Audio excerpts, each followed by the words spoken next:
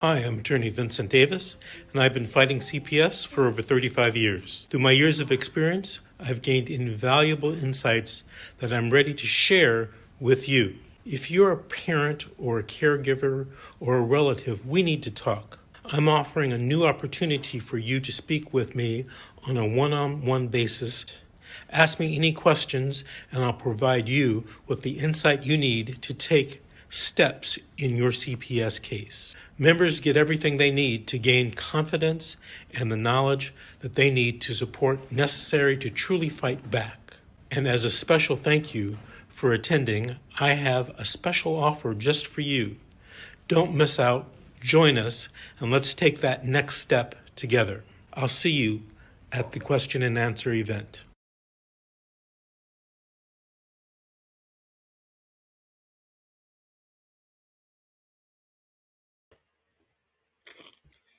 Good morning and welcome.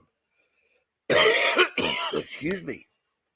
It's bright and early, and I give a warm welcome. You found the room. Fight CPS with Bob Pace and hang on to your children. This is a live podcast. You found me on Facebook, How to Fight CPS, and I'm glad you did. And you come to the right place because I like to help you.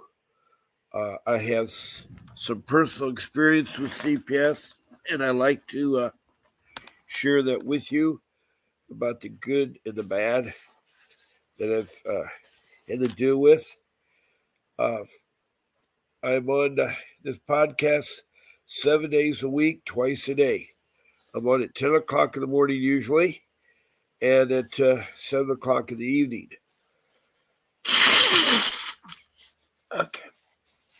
Excuse me. On Sundays, I go to church, and so I'm on 2 hours early. I'm on at 8 o'clock Pacific Standard Time for 1 hour. And then on Saturday, I do an hour early so that Mr. Davis, or 2 hours early, I'm on again at 8 o'clock. So Mr. Davis, who you just heard talk about a Zoom meeting, will have a meeting, and he'll talk about special things about how to fight CPS and techniques and how to navigate through CPS and how hard of agency it is. And then on Friday nights, I'm usually on earlier because I have Friday Night Lights, which is high school football. And I come on usually at 4 o'clock. I will let you know my times as it gets closer to Friday, Saturday, and Sunday. But those are the exceptions to my hours. Now you're at the right place.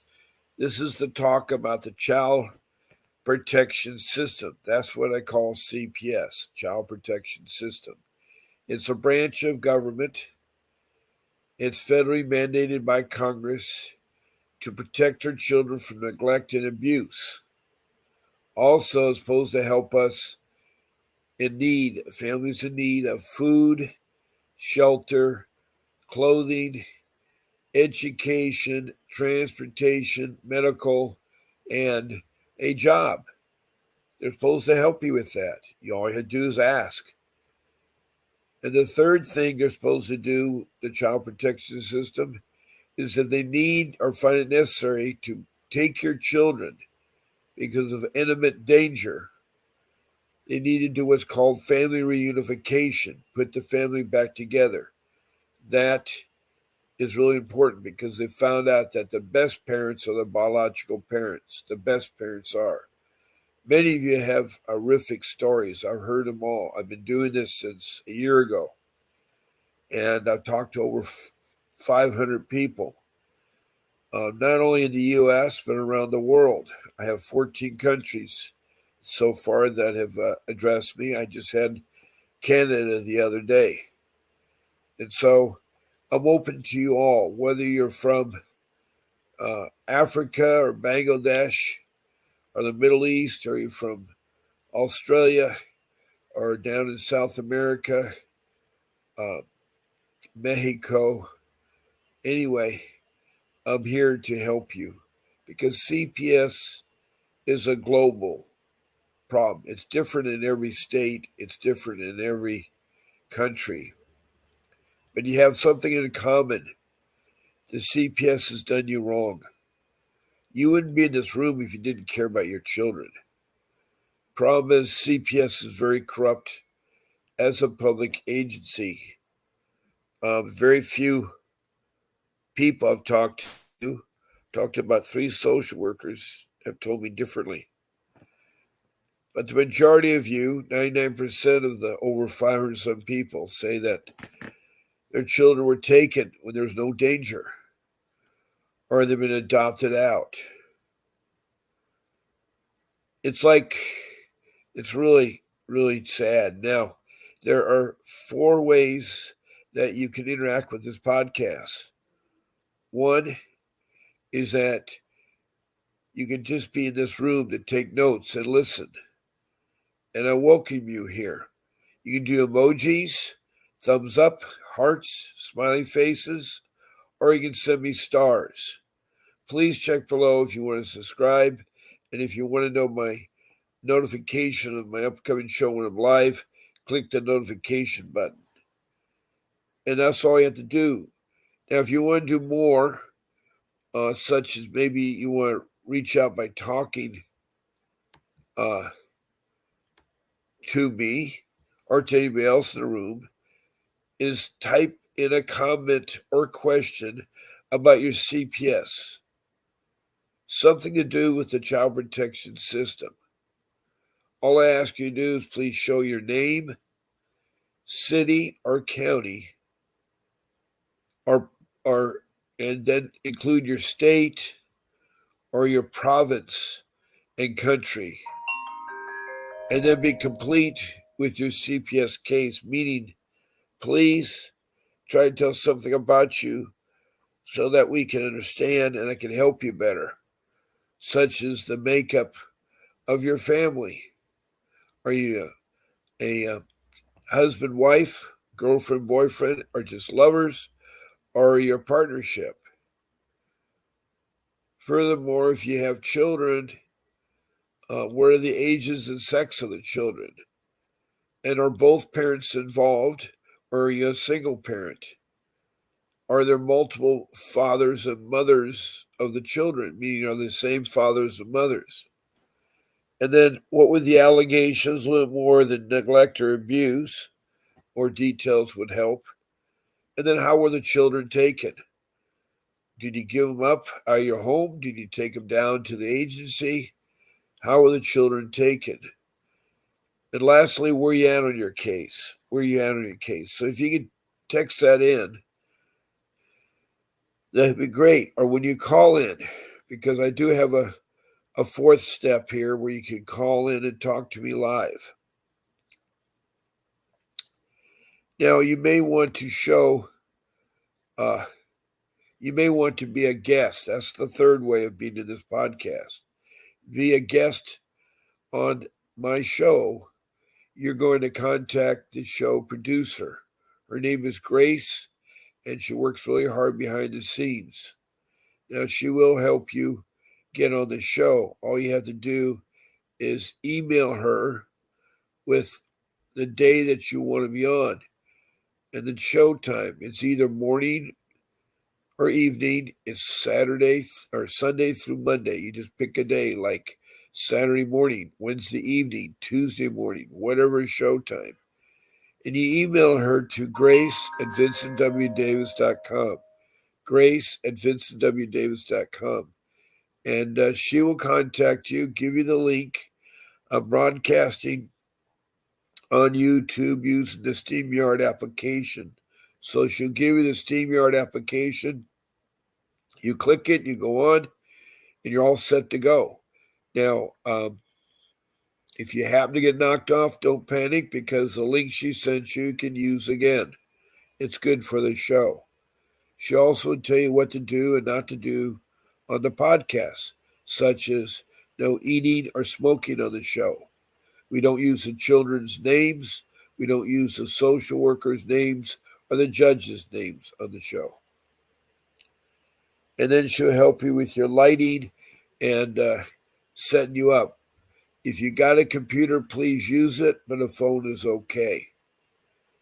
One bonus about being a guest on the show is that you'll get, if you like, a 15-minute session with Mr. Davis, free, a free consultation for 15 minutes with Mr. Davis, just to be a guest on my show, just to be a guest on my show. And I'll ask you, and if you want to, then I'll tell you to write Grace with your email, your name, and your phone number, and she'll do the rest. She'll arrange it so that you can speak to Mr. Davis. Mr. Davis is a person that is well trained in the field of dependency law, which you're in there. The field of dependency law includes families and juveniles. Family law, juvenile law, and dependency law all go hand in hand in the child protection system. That's the area that you're in. You need that expertise. So we're offering you lots of chances with Mr. Davis. You can have 5 ways to contact Mr. Davis. So get that guest set up, and I look forward to seeing you. I can have up to 9 guests on my show. To me, it makes a total of 10. Now, the last way of interacting with this podcast is to call in. I'm going to put my number up there, and that's a live number. It's 626-698-0990. And you can call in and be a guest talking on the phone. It'll be speakerphone. You don't have to worry, you will not see your face, but you can talk. And the same thing I tell people when they text a message is all I need is your name, the city, county, or state. And if you're from a country like Canada and Mexico are free to talk to, you can call in and, again, need to know a little bit about your case, like I explained to you about how to, when you're texting me a comment. So the number is open right now. I'm only available during my show time. I cannot talk before or after my show time to you. I cannot do that. So I look forward to helping you, because I've been fighting CPS for 15 years, and I want to give back. I want to share the mistakes that I made and the 5 rules I've come up with. I also have lots of topics to talk about CPS, the Child Protection System. Now, every state will have a different acronym or a different way of calling themselves. Like in Arizona, it's Department of Children's Services, DCS. In California, it's CPS, California CPS. CPS, Child Services. But I call the Child Protection System CPS. In Richmond, Kentucky, it's called the Cabinet. Various states, it could call different other things too. California, it's the Child Protection Services. That's what CPS stands for in California. But anytime I say CPS, I mean the Child Protection System, not services. But it's the same. It's all the same. Now, good morning again. I know it's early, but I think it was Saturday morning. I had like 10 or 15 people all ready to talk, and it was so busy. It just goes with different things. There are 7 rooms that you found me in that you can get there. I mean, Facebook has a lot of Fight CPS on there. You found my room, Fighting CPS with Bob Pace. Then there is another room called the Law Offices of Vincent W. Davis and Associates. That's the law firm. That's Mr. Davis's law firm. There's the reality series, The Horror Stories, the Fight CPS Talk with Mrs. G, Juvenile Delinquency Child Protection Services, The Secret How to Fight CPS and Win. That's Mr. Davis's good podcast. Reality Relatives Fight CPS. Fight CPS. Relatives Fight CPS. There's the YouTube room, CP Defense Strategy Consultant. Dynasty. So there's 7 rooms, and each of them, by the way, comes on to my show and tells you about certain things you can read in there. They'll give you the room. They'll give you sometimes of how to join and become a school member, or how they go to the podcast on Saturday, because he has this really important podcast on Saturday. So that's always good there. Now, with that being said, there's lots of ways that I can go with this. And I usually like you all to tell me what you like to hear or talk about. Okay.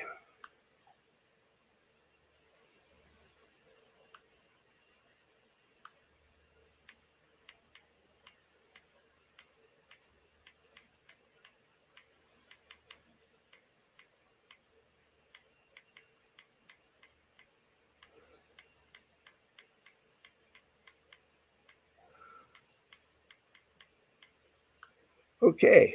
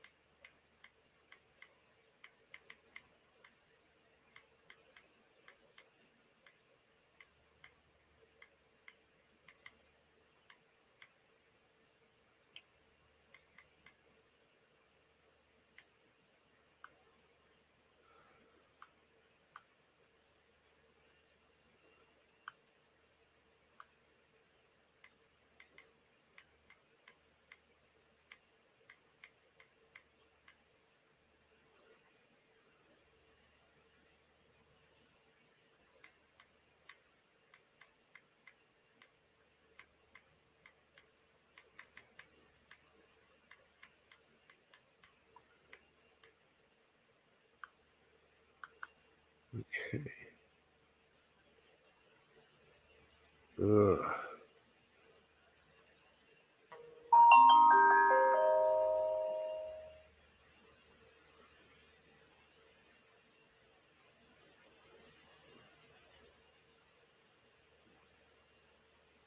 I'm trying to get in touch with some of my regulars to invite them personally to the room.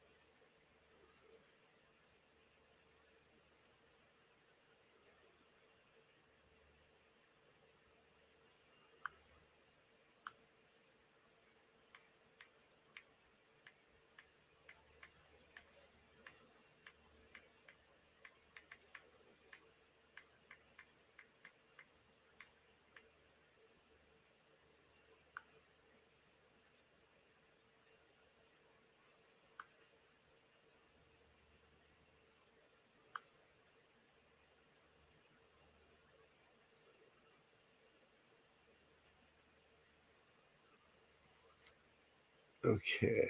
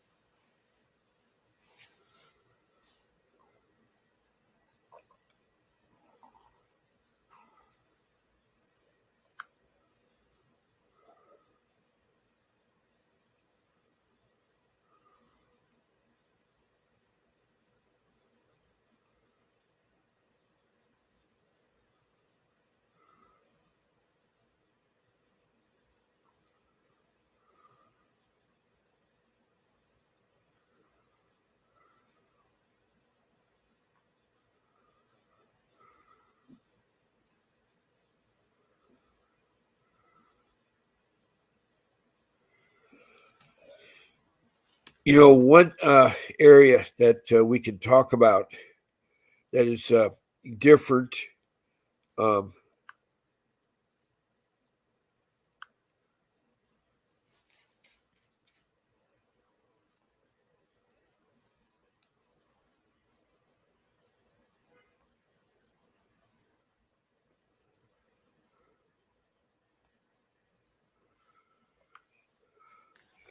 is I subscribe to Cora Digest. It's a place where people ask questions and they give answers. And I have it set for CPS. That's the subject matter. And so, since no one has asked me any questions or called in, I'll take a couple core digests here. And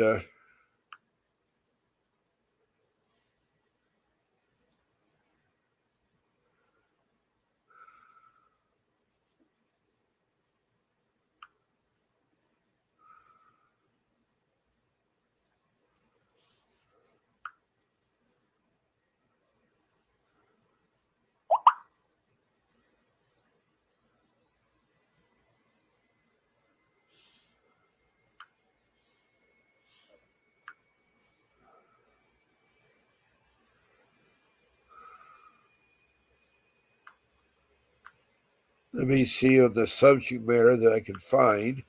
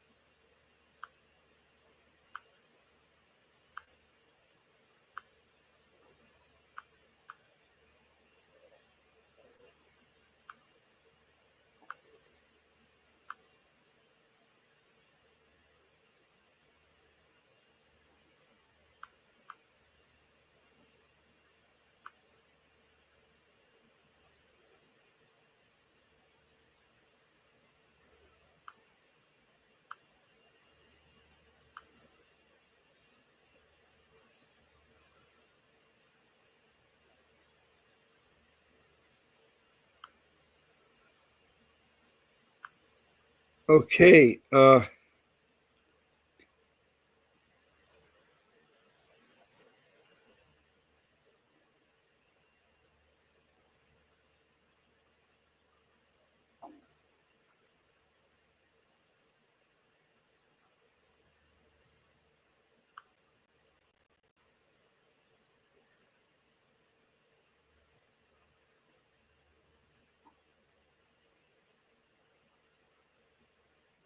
Here's one here. Sorry it took me so long. Didn't mean to keep you on hold. I want to argue if someone reports you to CPS, your children should be removed until the investigation is complete. That means okay. This is someone reported that your children should be removed until the investigation is complete. But why does CPS leave them in potential unsafe homes where there is possible the child will be strangled? Well, when I read this isn't how it's done that the people tell me. They say automatically, even if the child's not in danger, including my own case, they remove the children. So I don't know. I've not heard of this one before, but someone has said that they don't remove the children when they're in danger. They should be removing the children. Now, the answer to this question came from,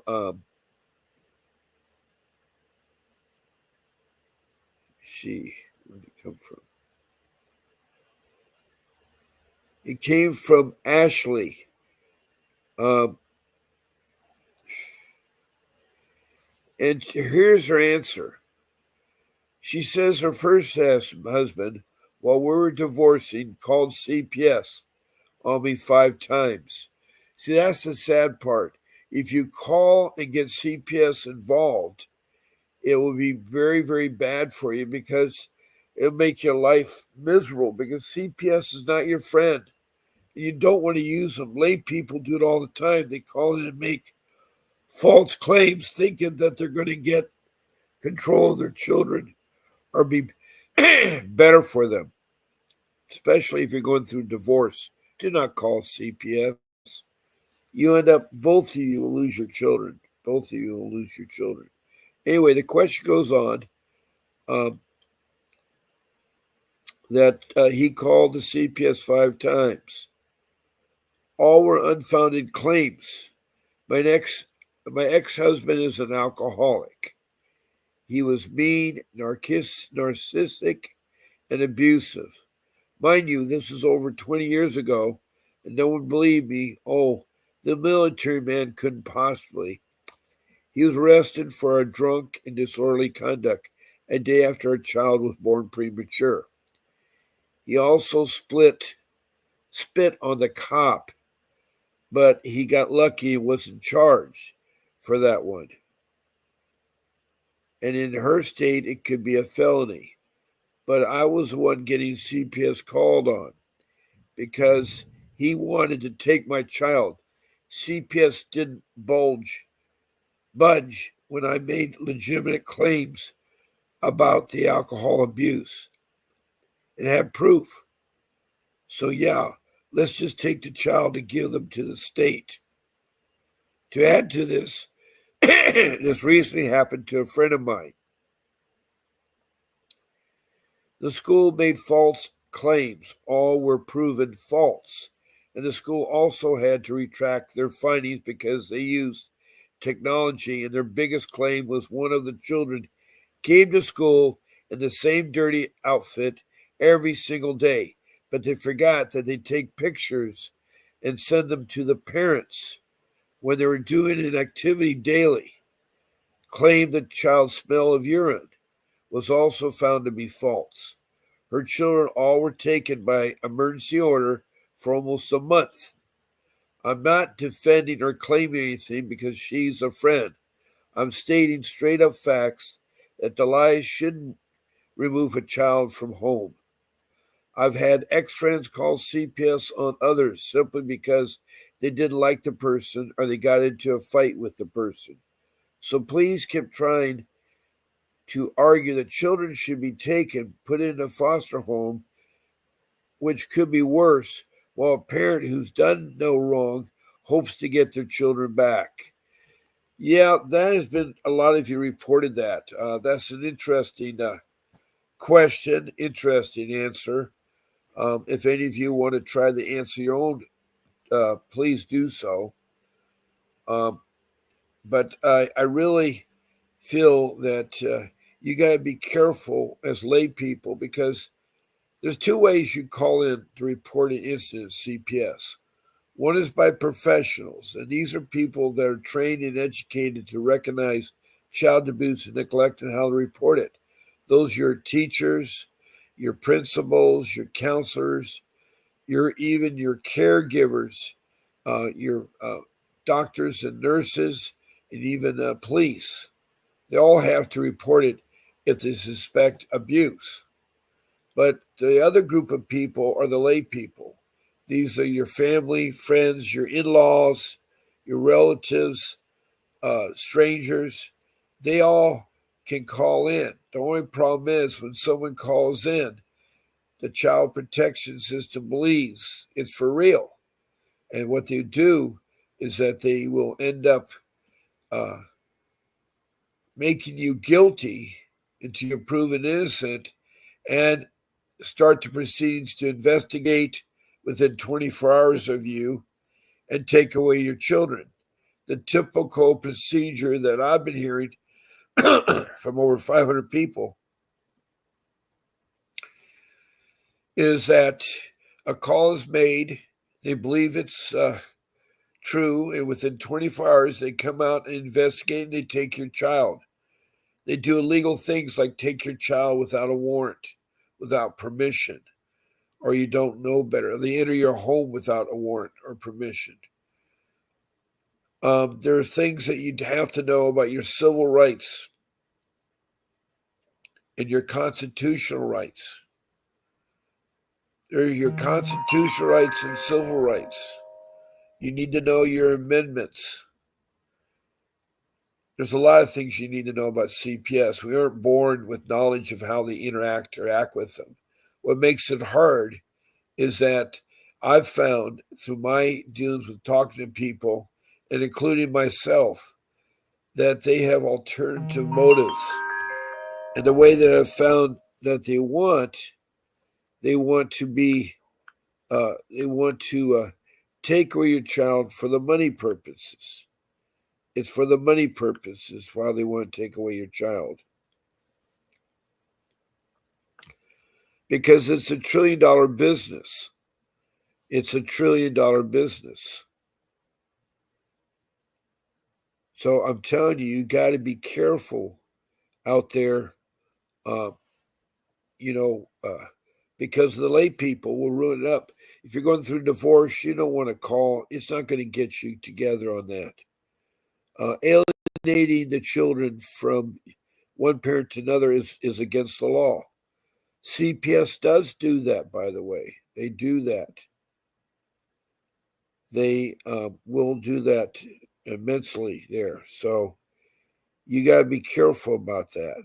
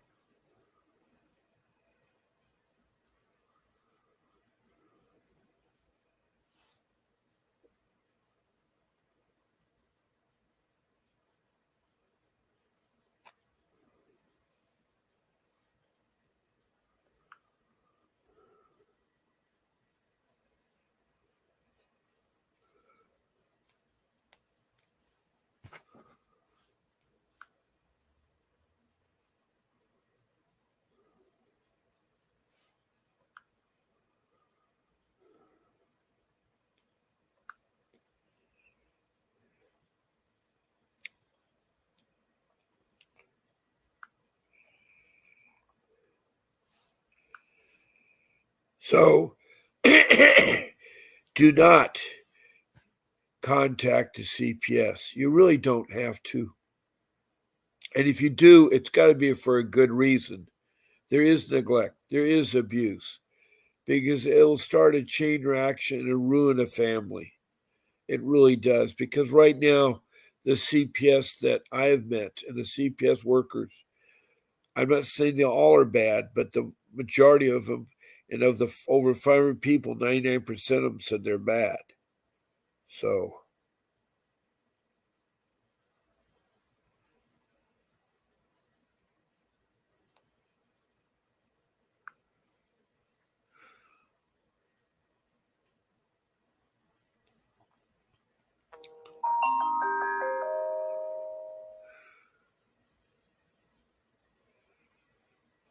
now I'm looking at another question answer here.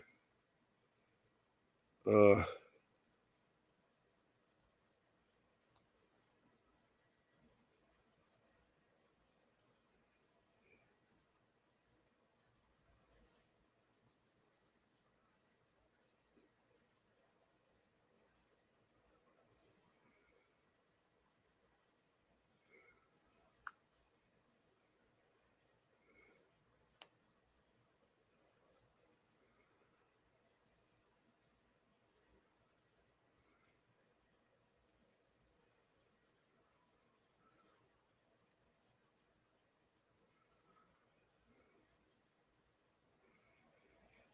Now, here's another question.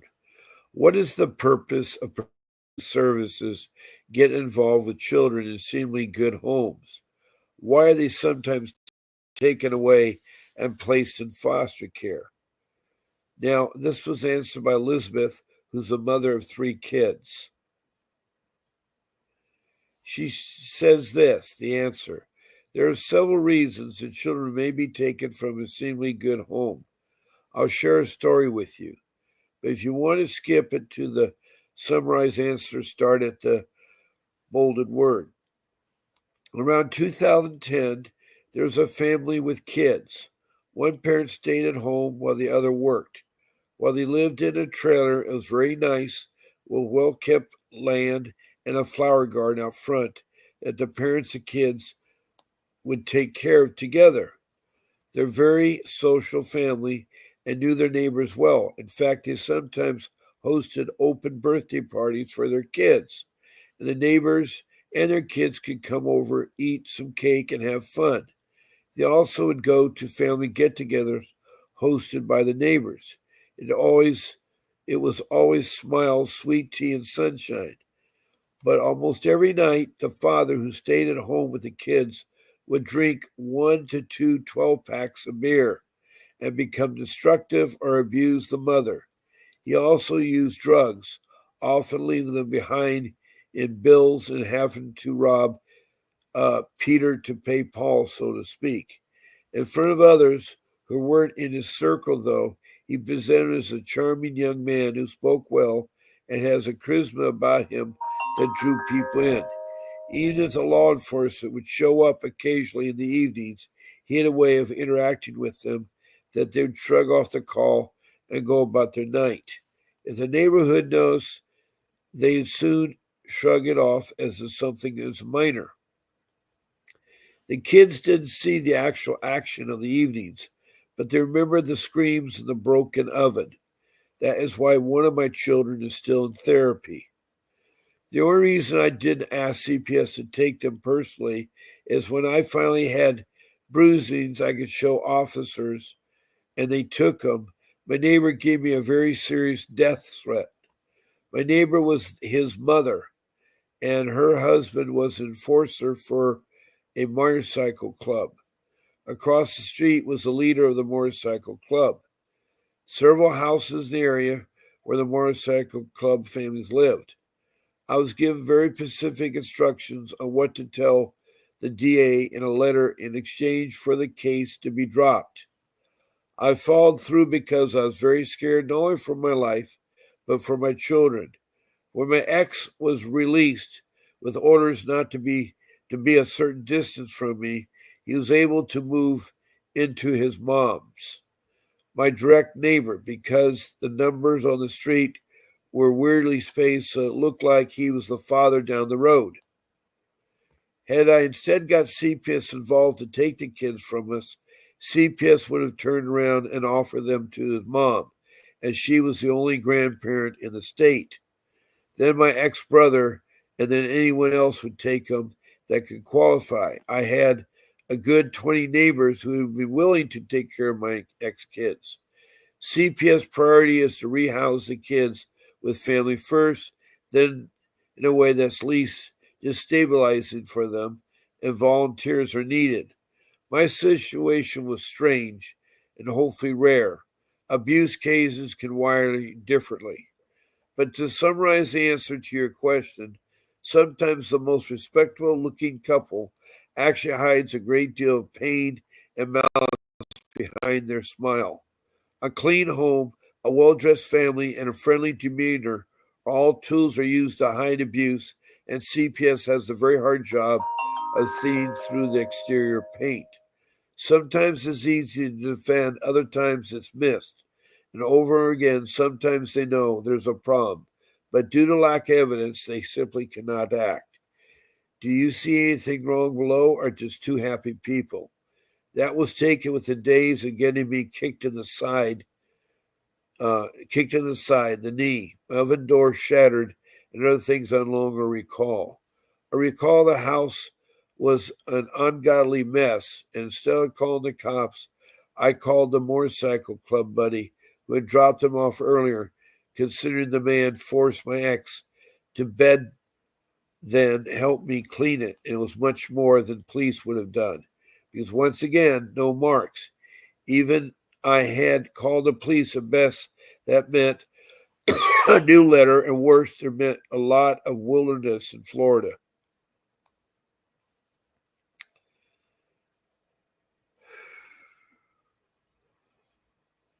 Um, that was a sad story. There is abuse that goes on with families, and there's some truth to this. But we got to be really careful getting CPS involved because they aren't the kind of agency that will help you. Their motive is money. It's $1 trillion business, not billion, not million, but trillions of dollars. They're very corrupt. They want to get your child into the foster care system and have them adopted. So you got to be very careful about contacting CPS. In my experience, I never contacted them. A layperson, my in laws, my wife's mother and father, and three sisters and brothers would call me soon after I lost my job through no fault of my own. At age 60, I lost my job. And in 2010, I was looking for a job because we had big expenses. We had the mortgage of our very expensive home. And this is your typical home because the value of the home was in the millions. And my mortgage payments were really high. So they wanted our children. There was alternative motives. And so they made up false reports. And that went on for 5 years. 5 years. Excuse me, let me get some water here.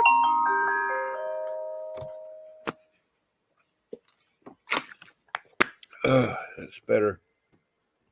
So it went on for 5 years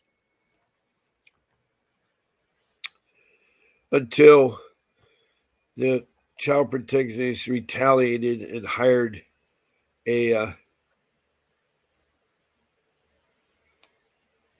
um, a police detective to get me to come to my home and open it up and so forth.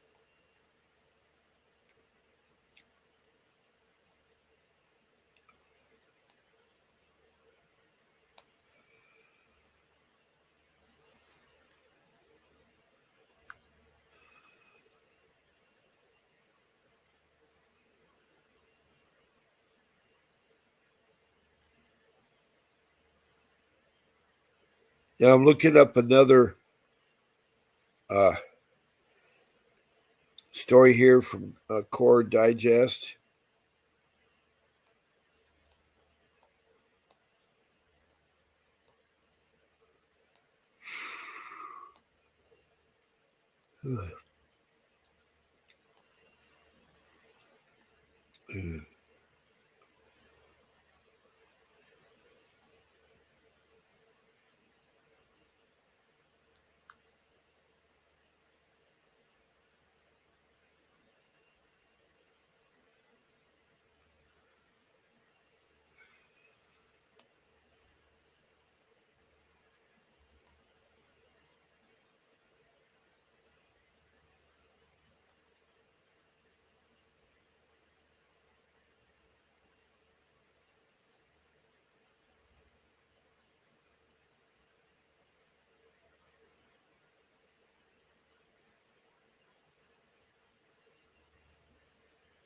Okay, here's another question.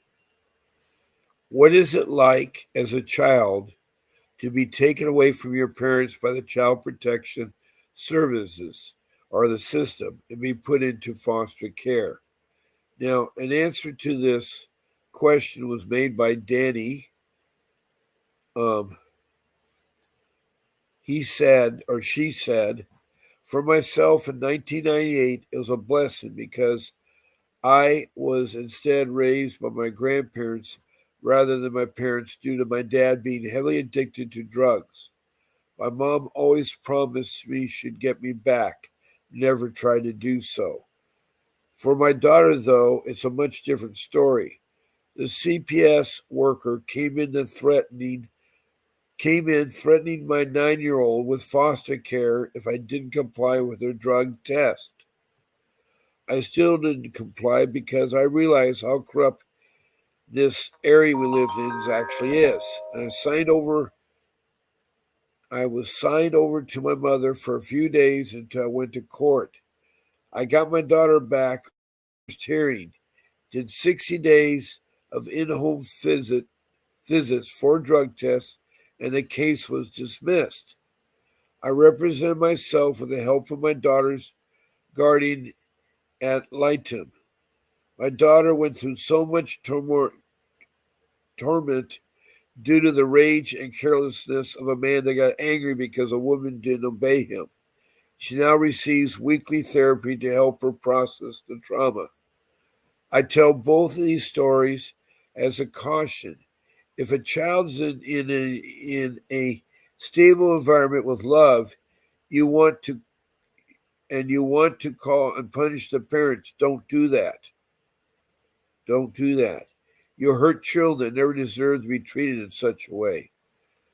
I guess what they're trying to say is that, you know, CPS is supposed to be a service that's supposed to be professionally done by professional people. But all I have to do is give you examples. And there's one example I always talked about is the pink ladies. No, these ladies were not pink. They chose a t-shirt that was bright pink. Now, pink in most circles represents cancer awareness with breast cancer. Okay? It's for breast cancer. But this wasn't for breast cancer. There were 8 social workers with over 25 years of experience of working in the social system in the child protection system. Now, in Prescott, Arizona, this was taking place. Their child protection system is called Department of Children's Services, DCS. Now, Prescott is known for the movies of Billy Jack. I don't know if you guys know the Billy Jack movies, but it was a time period in the late 60s and 70s when we're going through a lot of political changes and messages. And a husband-wife team made a movie that dealt with martial arts and with the Indian reservation there and people that did not have mothers and fathers. I think there was a wayward school they have. Anyway, in Prescott, Arizona, there was Department of Children's Services that these 8 social workers went out and bought pink t-shirts. What they did is they stenciled on all 8 of the t-shirts that in the front they put professional child kidnappers. And on the back they put parents, you know where your children are at. Well, the message was quite clear. They're making a mockery of families. Also, they're intimidating families. What's worse is they parade around at Costco, Kmart, Walmart, Target, Best Buys. You name it, these were done in big places. They were caught, they were fired along with the director. So 9 people were let go at the Department of Children's Services in Prescott. That left only one person left to handle the phone calls for abuse or neglect or to handle investigations. So not only did it hurt uh, to be able to help save children stuff, it was really it was a big hurt they did, but they didn't care. That's the mentality of social workers. Now I have about 5 or 6 more cases I can tell you. And it's sad because the majority of the child protection agencies are the counties. Every state has counties that are supposed to protect the children from neglect and abuse and do family reunification and give aid when needed. But they've not been doing this. They didn't do it in the Orange County system where I live. I live in Southern California at Surf City, USA. I'm 3 blocks from the beach, and I'm doing this live podcast from my home. And they did nothing to um, harass me for 5 years because the lay people, who were my in-laws, my wife's father, mother, and 3 sisters and 1 brother, would call in every week and make complaints that weren't true.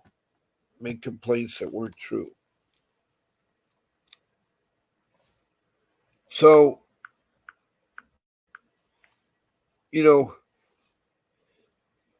getting CPS involved is something you should be very careful about because they want to make money off you.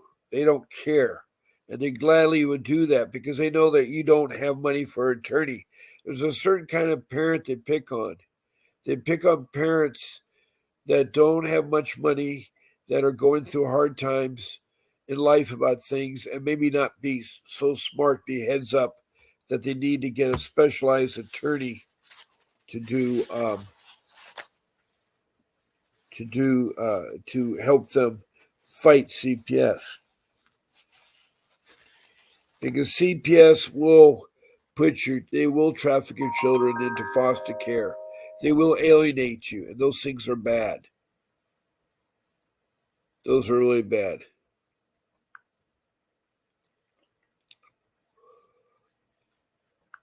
Now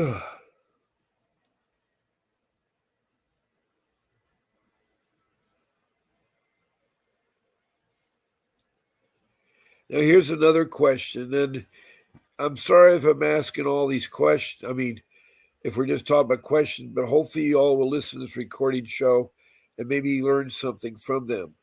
I've had 1 or 2 people come in the room this morning. It's been really slow. Here's another question. What are some common things that Children Protection Service may not see when investigating a home? This is answered by April. She was a former educator evaluation specialist. Everything the family has hidden: alcohol, drugs, weapons, sexual abuse, verbal abuse, food insecurity, etc. Visits to the home, especially scheduled visits, are usually not revealing. Abuse is often not clearly visible either. Someone would have to develop a relationship with the kids and gain their trust before they might share some of the details about their abuse. Many children don't even realize they're living in an abusive environment with unhealthy parents. For these children's life is just what it is and what they have always known. Some children don't realize that the sexual abuse is abnormal until they attend school and they learn differently.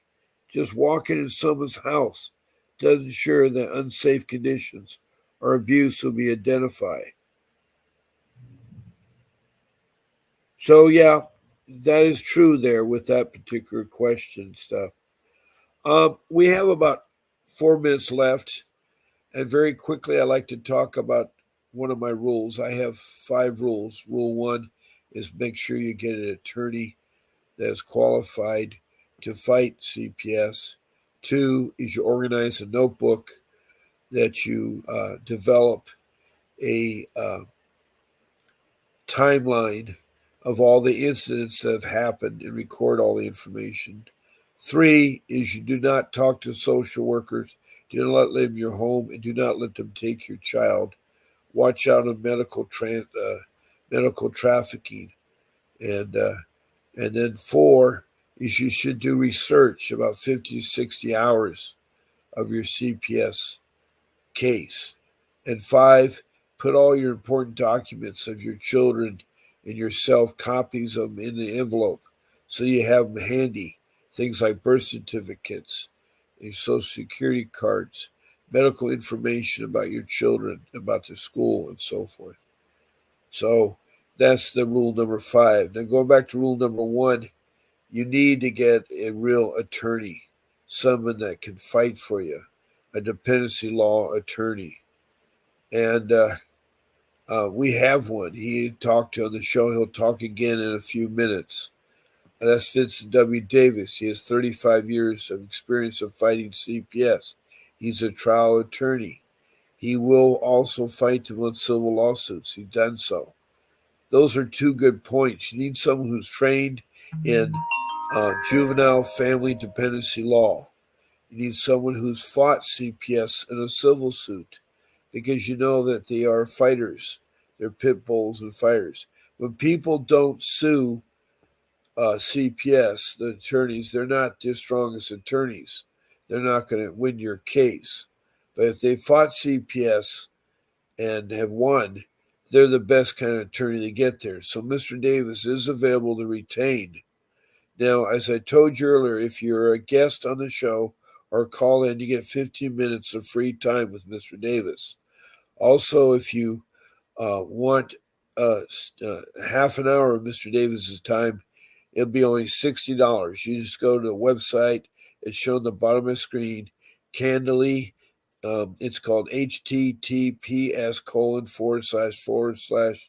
Candely, CANDELY.com/apps, APTTS, VWD,